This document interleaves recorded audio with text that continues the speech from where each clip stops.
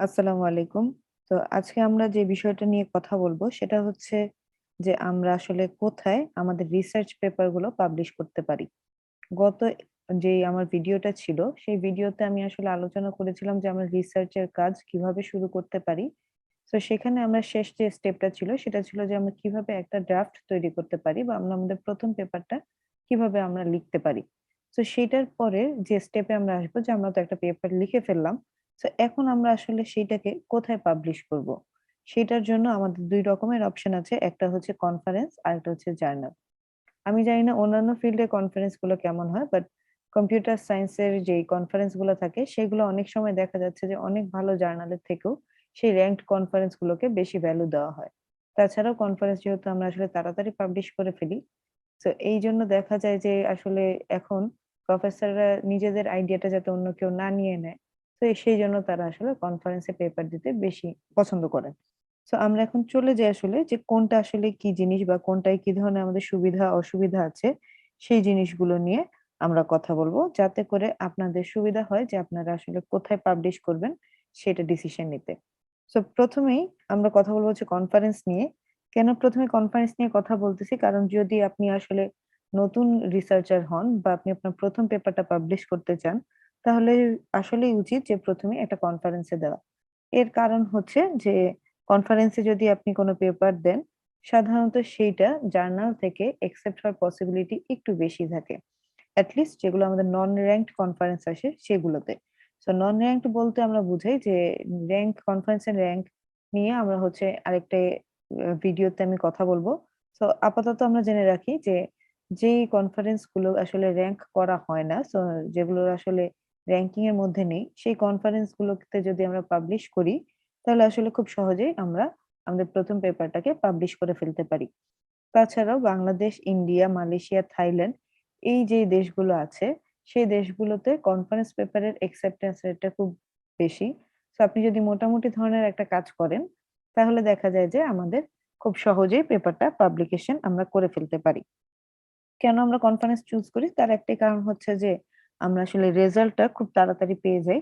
যেমন ধরেন আপনি হচ্ছে গিয়ে জানতে পারবেন যে আপনার পেপারটা অ্যাকসেপ্ট হবে নাকি রিজেক্ট হবে যেকোনো একটা ডিসিশন আপনি জানতে পারবেন। যেটা সাধারণত জার্নালের ক্ষেত্রে হয় না। জার্নালের ক্ষেত্রে কি হয় যে আপনার পেপারটাকে ওরা রিভিশন দিয়ে দিল যে আচ্ছা হ্যাঁ, ঠিকঠাক করে আমাকে আবার পাঠাও। আবার রিভিশন দিল, ঠিকঠাক করে পাঠাও। সো এটা একটা লেংথি প্রসেস হয়ে যায়। কনফারেন্সে তেমন খুব বেশি থাকে না। হয় অ্যাকসেপ্ট করবে না হয় রিজেক্ট করবে। অ্যাকসেপ্ট করলেও তারা বলে দেয় যে কি ধরনের মডিফিকেশন লাগবে সেটা করে পাঠালে তারা আসলে সাধারণত পাবলিশ করে ফেলে। সো এই দিকে ঝামেলাগুলো কম। এখন কথা হচ্ছে যেহেতু আপনি ১ম পেপারটা পাবলিশ করবেন এবং আপনি চাচ্ছেন যে আমি একটা কোন রকম নন র‍্যাংকড একটা কনফারেন্সে পাবলিশ করি। কারণ হাই র‍্যাংকড কনফারেন্স গুলাতে পাবলিশ করতে হলে আসলে আপনার অনেক হাই লেভেলের একটা কাজ লাগবে। সো এইজন্য আপনি যদি মিডিয়াম কোন একটা কনফারেন্সে পাবলিশ করতে চান, সো এট লিস্ট দেখবেন যে আপনার কনফারেন্স গুলো যদি র‍্যাংক না হয়, এট লিস্ট জানি সেই পেপার গুলো আপনার পাবলিশ হইলে IEEE, স্প্রিঞ্জার বা ACM এর যে ইনডেক্স আছে সেখানে যেন এট লিস্ট পাবলিশড হয়। অর্থাৎ ওদের যে ওয়েবসাইট আছে বা ওদের যে ইনডেক্স আছে বা ওদের যে ডেটাবেস আছে সেই ডেটাবেসে যেন আপনার পেপারটা থাকে। সো আমি হচ্ছে গিয়ে প্রেফার করি যে এই ৩ টা যেহেতু আমাদের হচ্ছে টপ পাবলিশার, যারা আসলে ভালো, ভালো কাজগুলোকে পাবলিশার করে, সেই পাবলিশারের আন্ডারে যদি কোন কনফারেন্স হয়, আপনি তাহলে সেই কনফারেন্স গুলো যদি র‍্যাংক নাও হয়, আপনার ১ম পেপার হিসেবে সেই কনফারেন্স গুলোতে আপনি পাবলিশ করতে পারেন। এখন কনফারেন্সের সুবিধাগুলোতে চলে আসি। যে আমার আসলে কনফারেন্সের ১ম যে সুবিধাটা হচ্ছে সেটা হচ্ছে আমি খুব তাড়াতাড়ি পাবলিশ করে ফেলতে পারি এই জায়গায়।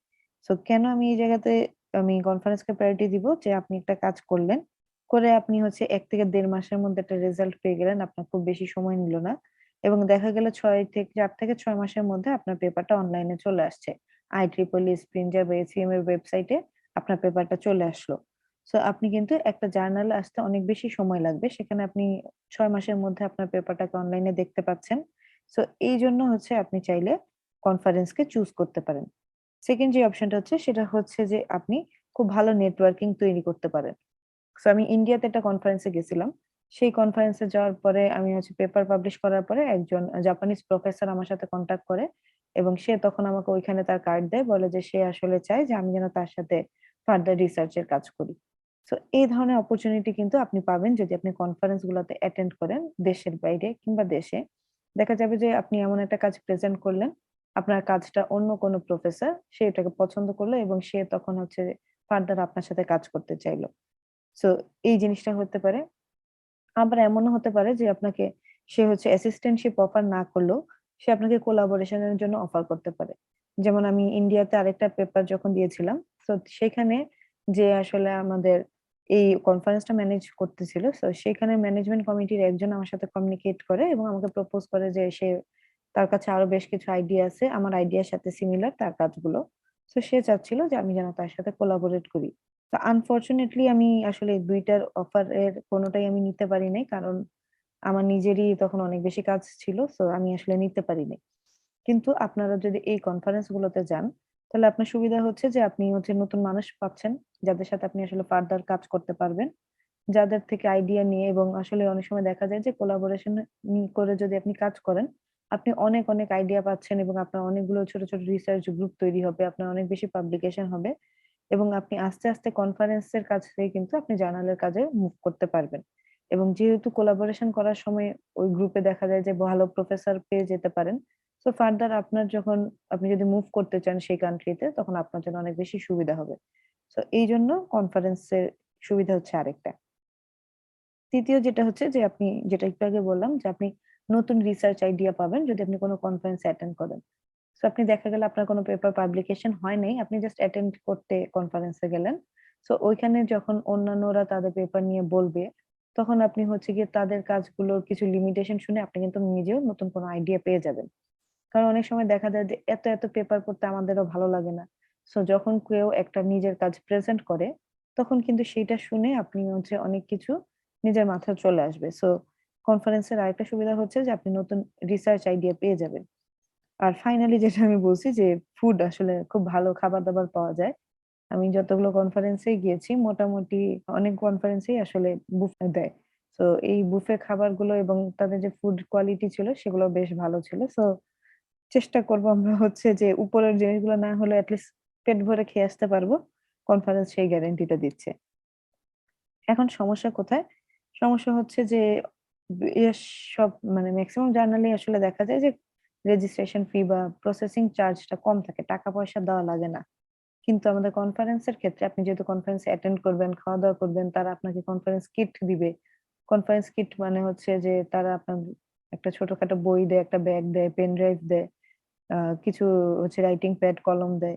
সো এই জিনিসগুলো যে ওরা দিবে এবং সাথে আপনি যে কনফারেন্সে যে খাওয়া-দাওয়া গুলা করবেন ফ্রিতে সবকিছু বাবদ তারা হচ্ছে একটা চার্জ রাখে। সো সেই কনফারেন্সের চার্জটা $১০০ থেকে শুরু করে $৪০০ পর্যন্তও হয়। আরো বেশিও হয় অনেক কনফারেন্সে। সো আপনি যত টপ লেভেলের কনফারেন্স দেখবেন, A র‍্যাংকড বা A স্টার র‍্যাংকড এর যে কনফারেন্স গুলো, সেগুলাতে বেশিরভাগই দেখা যায় যে $৪০০-৫০০ এর নিচে কোন রেজিস্ট্রেশন ফি নেই। ইভেন স্টুডেন্ট ডিসকাউন্ট দিয়েও তারা আসলে এরকম একটা ফি রাখে। আবার যেগুলো হচ্ছে আমাদের কাছাকাছি দেশের ইন্ডিয়া, থাইল্যান্ড, মালয়েশিয়া সেগুলাতে দেখা যাচ্ছে $১০০, $২০০, $৩০০ এর মধ্যে রেজিস্ট্রেশন ফি হয়ে যাচ্ছে। সো এই ফিটা আসলে যদি আপনি স্টুডেন্ট হয়ে থাকেন তাহলে কিন্তু বিয়ার করাটা একটু ডিফিকাল্ট। আর যদি আপনি ২-৩ জন মিলে কাজ করেন তখন আসলে শেয়ার করে সেই ফিটা বিয়ার করা যায়। সো এইটা হচ্ছে একটা লিমিটেশন যে আমি যখন কনফারেন্স এ পেপার দিব, আমার মাথায় রাখতে হবে যে কনফারেন্স এ পেপার দিলে আমার রেজিস্ট্রেশন ফিটা কত হবে। তো গত ২ বছর করোনার জন্য যেহেতু কনফারেন্স গুলো হাইব্রিড ছিল বা বেশিরভাগই আসলে অনলাইনেই হয়েছে। তো সেই ক্ষেত্রে দেখা গেছে যে আমাদের কনফারেন্স ফিটা মানে খুবই কম ছিল। $৭৫ থেকে $১০০ বা ১৫০-২০০ হাইয়েস্ট এরকম ছিল। কারণ হচ্ছে যেহেতু খাওয়া-দাওয়ার কস্ট নাই, আপনাকে রেজিস্ট্রেশন এর কোনো কিট দেওয়া হচ্ছে না। সো এইজন্য ওদের যেই কনফারেন্স রেজিস্ট্রেশন ফিটা ছিল সেটা অনেক কম ছিল। সো এছাড়াও প্রত্যেকটা কনফারেন্সে স্টুডেন্টদের জন্য ডিসকাউন্ট থাকে। সো আপনি যদি স্টুডেন্ট হয়ে থাকেন তাহলে আপনার জন্য চার্জটা কম থাকবে এবং আপনি যদি IEEE স্টুডেন্ট মেম্বার বা IEEE মেম্বার হয়ে থাকেন তাহলে IEEE যে কনফারেন্স গুলো আছে সেগুলোতেও আপনি ডিসকাউন্ট পাবেন। সো এই জিনিসটা আপনার ১ম এ মাথায় রাখতে হবে যে আসলে আমার রেজিস্ট্রেশন ফিটা কত হবে এবং আমি কতটুকু বিয়ার করতে পারবো। এবং এরপরে হচ্ছে পেজের লিমিটেশন। সাধারণত জার্নাল পেপার গুলো যেটা থাকে যে আপনি একেকটা পেপার আসলে ৮০ পেজ, ১০০ পেজও এরকম হয়ে থাকে। সো কোন রকমের পেজ লিমিট থাকে না। কিন্তু আমার কনফারেন্স যে পেপার গুলো থাকে, সেই কনফারেন্স পেপার গুলোতে আসলে পেজ লিমিট বলে দেওয়া থাকে। কারণ যেহেতু এটা একটা প্রসিডিংস পাবলিশড হবে এবং এদেরও আসলে কাগজের লিমিটেশন থাকে। সো এইজন্য আমার হচ্ছে কনফারেন্স গুলোর পেজে লিমিটেশন দেওয়া থাকে। সাধারণত IEEE কনফারেন্স গুলো বলে দেয় যে তাদের পেপার ৪ থেকে ৬ পেজের হইতে হবে। কারণ IEEE কনফারেন্সের ফরমেটটা হচ্ছে ডাবল কলাম। আর স্প্রিঞ্জারে যেহেতু সিঙ্গেল কলাম ইউজ করে সো তারা বলে দেয় ১০ থেকে ১২ পেজের মধ্যে পেপার করতে। আপনি চাইলে ৬ এর জায়গায় ৮ পেজও করতে পারেন। ওরা বলে দেয়। তখন আপনার আবার ২ পেজের জন্য এক্সট্রা চার্জ দিতে হবে। সো আপনি আসলে খেয়াল রাখবেন যে আপনার যে কনফারেন্সে জমা দিচ্ছেন তাদের পেজ লিমিটেশন কতটুকু, আপনার কাজটা সেটুকুর মধ্যে আসবে কিনা, আপনার কি আরো এক্সট্রা পে করতে হবে কিনা। সো এই জিনিসগুলো আমাদের কনফারেন্সে পেপার দেওয়ার সময় মাথায় রাখতে হবে। এরপরে চলে আসি হচ্ছে জার্নালে। এখন জার্নালের ক্ষেত্রে যেটা হয় আমরা বেশিরভাগ মানুষই জার্নালে পাবলিশ করি হচ্ছে আমাদের প্রমোশনের ক্ষেত্রে কাজে আসে। তো আমাদের দেখা যাচ্ছে পাবলিক ইউনিভার্সিটি কিংবা প্রাইভেট ইউনিভার্সিটিতে যারা আমরা একাডেমিয়াতে আছি, তাদের সবারই দেখা গেছে যে প্রমোশনের জন্য বলে দেয় যে একটা জার্নাল পেপার লাগবে। তো এই ক্ষেত্রে তখন দেখা যাচ্ছে যে মানে লেকচারার থেকে অ্যাসিস্ট্যান্ট প্রফেসর হইতে একটা জার্নাল পেপার লাগবে। আর হচ্ছে যদি এর বেশি সিনিয়র হন আপনি অর্থাৎ অ্যাসিস্ট্যান্ট থেকে অ্যাসোসিয়েট বা অ্যাসোসিয়েট থেকে ফুল প্রফেসর, এই ক্ষেত্রে দেখা যাচ্ছে যে আপনার জার্নাল পেপারের সংখ্যা আরো বেশি চায়। সো এইজন্য অনেকেই তখন হচ্ছে যে কনফারেন্স পেপারের চেয়ে জার্নাল পেপারকে ভ্যালু বেশি দেয়। এছাড়াও আপনি যখন পিএইচডি করতে যাবেন অনেক সময় প্রফেসররা বলে দেয় যে আমাদের এই ইউনিভার্সিটি থেকে বা আমার ল্যাব থেকে পিএইচডি করে বের হইতে হলে মিনিমাম এই ৩ টা জার্নাল পেপার লাগবে। সো এইসব কারণে আমি তখন হচ্ছে কনফারেন্স বাদ দিয়ে জার্নালকে বেশি ভ্যালু দেই। যদিও এখন আসলে ট্রেন্ড এটা একটু চেঞ্জ হয়েছে। স্পেশালি সিএস ফিল্ডে তারা হচ্ছে টপ র‍্যাংকড যে কনফারেন্স গুলো আছে তাদেরকে বেশি প্রায়োরিটি দিচ্ছে। যেটা আমি শুরুতেই বলে আসছি। যে টপ র‍্যাংকড কনফারেন্সকে প্রায়োরিটি দেওয়ার মেইন রিজনই হচ্ছে যে আপনি যে আইডিয়াটা আজকে ডেভেলপ করলেন, সেই আইডিয়াটা আপনি যদি জার্নালে দেন, তাহলে দেখা যাচ্ছে যে অনেক সময় লাগবে। সো এইজন্য তারা কি করে যে আমি আগে কনফারেন্সে দিয়ে তাড়াতাড়ি আমার আইডিয়াটাকে পাবলিশ করি। এরপর আমি সেই আইডিয়াটাকে নিয়ে ফার্দার জার্নালে আরো কাজ করি। সো এইজন্য আপনার যখন আসলে কনফারেন্স পেপার ২-৩ টা হয়ে যাবে, আপনি চেষ্টা করবেন যে যেহেতু আপনার এখন কনফারেন্স পেপার আছে, আস্তে, আস্তে জার্নালে মুভ করার জন্য। সো জার্নাল পেপার গুলোর ক্ষেত্রেও বেশ র‍্যাংকড আছে, আনর‍্যাংকড আছে। সো আপনি চেষ্টা করবেন যে অবশ্যই জার্নালে যখন দিবেন, কনফারেন্সে যেমন আমি র‍্যাংক ছাড়া পেপারেও দিতে বললাম। যদি সেগুলো IEEE স্প্রিঞ্জার কিংবা ACM এর হয়। কিন্তু জার্নালের ক্ষেত্রে সেই কাজ আমরা করব না। জার্নালের ক্ষেত্রে আমরা চেষ্টা করব জানি আমার জার্নালটা অবশ্যই একটা র‍্যাংকড জার্নাল হয় এবং যদি আমি র‍্যাংকড জার্নাল এট লিস্ট আমি যদি অ্যাক্সেস করতে না পারি যে না আমি হচ্ছে র‍্যাংকড জার্নালে দিতে পারতেছি না। এট লিস্ট যেন আমার এই জার্নালটা স্কোপাস কিংবা ওয়েব অফ সায়েন্স এর ইনডেক্সড জার্নাল হয়। অর্থাৎ স্কোপাস অথবা ওয়েব অফ সায়েন্স এর ওয়েবসাইটে গেলে আমার জার্নাল পেপারটা যে পাবলিশড হয়েছে এবং তারা আসলে সেটাকে ভালো বলে রেফার করছে, সেইখানে জানি ইন্ডেক্সিং লিস্টের মধ্যে আমার পেপারটা থাকে। সো এই ইন্ডেক্সিং কি জিনিস, এই র‍্যাংক গুলো কি জিনিস, কনফারেন্স এবং জার্নালের র‍্যাংক এবং ইন্ডেক্সিং নিয়ে আমি আরেকটা ভিডিওতে কথা বলব। আজকে শুধুমাত্র আমরা যাচ্ছি যে আমরা কেন কনফারেন্স চুজ করব, কেন আমরা জার্নাল চুজ করব কিংবা কোন কনসিকুয়েন্স এ আমরা কোন জিনিসটাকে ইউজ করব। সো জার্নালের সুবিধা হচ্ছে যে এটার কোনো পেজ লিমিটেশন নাই। অর্থাৎ আপনি চাইলে ৫ পেজের জার্নালও করতে পারেন, আবার আপনি চাইলে ১০০ পেজের জার্নালও করতে পারেন। সো এই জার্নাল আর্টিকেলের কোনো নির্দিষ্ট কোনো পেজ লিমিট নেই। আপনি যত খুশি করতে পারেন। যদিও এখন কিছু ছোট, ছোট জার্নাল আছে যেগুলো আসলে লিমিট বলে দেয়। এর বেশি হইলে ওরা আবার বলে যে, "না আমাকে টাকা দিতে হবে।" সো সেরকম কিছু জার্নাল আছে। আর বেশিরভাগ জার্নালই হচ্ছে যেগুলো আসলে ভালো পাবলিশারের জার্নাল, তারা আসলে কোন রকমের পেজ লিমিট করে দেয় না। এবং বেশিরভাগ জার্নালই হচ্ছে কোন রকমের আর্টিকেল প্রসেসিং চার্জ নেয় না। অর্থাৎ আপনি জার্নালে পেপারটা দিলে তারা হচ্ছে ফ্রিতে আপনার জার্নালটা পাবলিশ করে দিবে। সো এইটা হচ্ছে আপনার সুবিধা। এখন এই যে ফ্রিতে আপনি পাবলিশ করবেন, তার জন্য আপনার কিছু হ্যাসেল নিতে হবে। তো সেই হ্যাসেলটা হচ্ছে যে আপনার পাবলিকেশন রেটটা খুবই স্লো হয়। দেখা যাচ্ছে যে আপনার রিভিউ করতে জার্নাল গুলো ১ মাস থেকে শুরু করে ১ বছর পর্যন্ত তারা সময় নিতে পারে। এবং একবার রিভিউ করেই যে তারা অ্যাকসেপ্ট অথবা রিজেক্ট বলবে সেরকমও না। ধরেন আপনার ৬ মাস পরে তারা রিভিউ দিয়ে বলল যে এই জিনিসগুলো ঠিক করো। তারপরে মেজর রিভিশন দিয়ে দিল আপনাকে। সো আপনি আবার ঠিক করে পাঠাইলেন। তারা বলল, "আচ্ছা ঠিক আছে।" আবার মাইনর রিভিশন দিল। সো আপনি আবার ঠিক করে পাঠাইলেন। সো এই যে কাজগুলো করলেন, দেখা গেল যে এই কাজগুলো করতে, করতেই আপনার ১ থেকে ২ বছর চলে গেল। সো একটা পেপারের পিছে আপনি প্রায় ২ বছর নষ্ট করে ফেললেন। সো এখন দেখা গেল যে আপনি ২ বছর নষ্ট করে ফেললেন। সো এরপরে চলে আসলো যে পাবলিকেশন টাইম। সো আপনি রিভিউ করাইলেন ২ বছর পর আপনি অ্যাকসেপ্ট পাইলেন। সাথে, সাথে তারা পাবলিশ করবে না। এরপরে তারা হচ্ছে তাদের জার্নালের ফরমেটে সাজাবে, আরো অন্যান্য জিনিসপত্র আপনাকে দিয়ে সাইন টাইন করায়। এই কাজ করতে, করতেও তারা ১ থেকে ৬ মাস নিবে।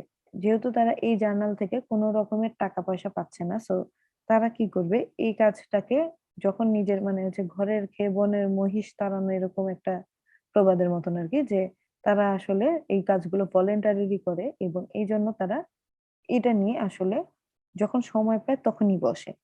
মানে নিজের কাজ ফেলে তারা এই কাজ করতেছে এমন না। তারা হচ্ছে তাদের ফ্রি টাইমে আপনার পেপার রিভিউ করবে বা পাবলিকেশন এ অন্যান্য যে কাজগুলো তখন করে। সো এইজন্য আসলে এই জার্নাল গুলো পাবলিশ হইতে এত বেশি সময় লাগে। এখন কিছু জার্নাল আছে যারা হচ্ছে আপনার খুব দ্রুত রিভিউ দেয়। তারা বলেই দেয় যে হাইয়েস্ট আমরা ১ মাসের মধ্যে তোমাকে রিভিউ দিব। কিন্তু সেটার জন্য আপনাকে প্রসেসিং চার্জ পে করতে হবে এবং আপনার যদি পেপার অ্যাকসেপ্ট হয় তাহলে দেখা যাচ্ছে যে $১২০০ থেকে শুরু করে $১৬০০-১৭০০ পর্যন্ত আপনার পে করা লাগতে পারে। সেটা IEEE আছে, স্প্রিঞ্জার এর আছে, MDPI আছে। সো ওদের বেশ কিছু জার্নাল আছে যেগুলাতে হচ্ছে আপনি পে করলে আপনার হচ্ছে পেপারটাকে তারা সুন্দর মতন পাবলিশ করে দিবে এবং তাড়াতাড়ি পাবলিশ করে দিবে। তো IEEE এক্সেস আমার একটা পেপার হয়েছে। সেটা দেখা গেছে তারা রিভিউ দিয়েছে ১ মাসের মধ্যে এবং ১ মাসের মধ্যে রিভিউ করার পরে তারা হচ্ছে ২ দিনের মধ্যে পেপারের অ্যাবস্ট্রাক্ট অনলাইনে চলে আসছে এবং পেমেন্ট করার পরপরই ১-২ দিনের ভেতর সেই পেপারটা হচ্ছে অলরেডি পাবলিশড হয়ে গেছে। সো আপনি যদি এখন ফাস্ট রিভিউ চান, সুযোগ সুবিধা বেশি চান যে আমি তাড়াতাড়ি এত ২ বছর ওয়েট করতে পারব না। আমি ১ মাসের মধ্যে রেজাল্ট চাই। তাহলে অবশ্যই আপনাকে পেমেন্ট করতে হবে। এখন এই পেমেন্টের জন্য অবশ্যই আপনাকে কে পেমেন্ট করবে? হয় আপনার ইউনিভার্সিটি পে করবে অথবা আপনার প্রফেসর পে করবে কিংবা আপনার যে রিসার্চ গ্রুপ আছে যারা আপনারা কোলাবোরেট করে কাজ করতেছেন, তারা সবাই মিলে পে করতে হবে। তো এইজন্য আপনি আসলে কোথায় পেপার দিবেন সেইটা ডিপেন্ড করতেছে হচ্ছে আপনার উপর যে আপনি কি জার্নালে পেপার দিবেন নাকি কনফারেন্সে পেপার দিবেন। জার্নালের লিমিটেশন গুলো আমরা জানি এবং ভালো দিকগুলোও জানি। ঠিক তেমনি আমরা কনফারেন্সের লিমিটেশনও জানি, ভালো দিকগুলো জানি। এরপর এর উপর বেস করে আপনি ডিসাইড করবেন যে আপনি জার্নালে পেপার দিবেন নাকি কনফারেন্সে পেপার দিবেন। তবে জেনারেলি সবাই যেটা সাজেস্ট করে যে ১ম এ ২-৩ টা কনফারেন্স পেপার হওয়ার পরে আস্তে, আস্তে আপনার জার্নালের দিকে মুভ করা উচিত। যেহেতু এখনো ওয়ার্লড ওয়াইড জার্নালকে বেশি ভ্যালু দিচ্ছে। এবং আপনি যখন আস্তে, আস্তে ২-৩ টা জার্নাল করে ফেলবেন, এরপরে আপনি আসলে জার্নালও আছে, আপনার কনফারেন্সও আছে। এরপরে আপনি চেষ্টা করবেন একদম টপ র‍্যাংকড কনফারেন্স, টপ র‍্যাংকড জার্নাল গুলোতে ট্রাই করার জন্য। সো এই র‍্যাংকিং বিষয়ে আমরা কথা বলব হচ্ছে নেক্সট ভিডিওতে। আজকে এই পর্যন্তই। ধন্যবাদ সবাইকে।